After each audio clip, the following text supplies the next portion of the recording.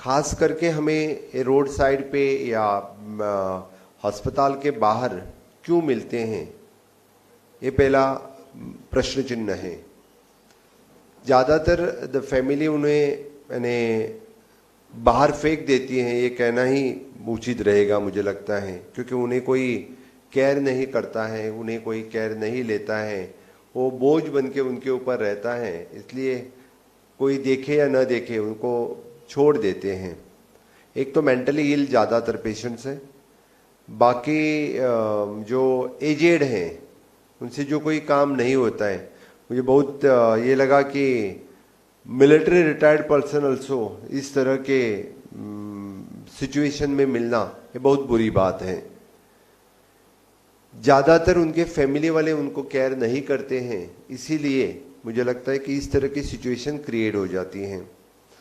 गोवा सरकार की तरफ से हमने मूल्यवर्धन शिक्षण स्टार्ट किया है। जब तक मूल्यों का वर्धन नेक्स्ट जनरेशन में नहीं आएगा तब तक हमें इसमें सुधार नहीं आ सकता है।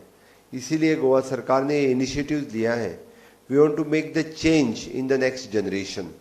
इसीलिए अभी बच्चों के मन में ये भाव, हम वसुदेव कुटुंबकम ये बात तो हमेशा करते हैं, लेकिन वसुदेव कुटुंबकम जब तक इस अब के जनरेशन में दिमाग में डालना और मूल्य का शिक्षण उन्हें देना, तो Goa government has already started this the मूल्यवर्धन शिक्षण।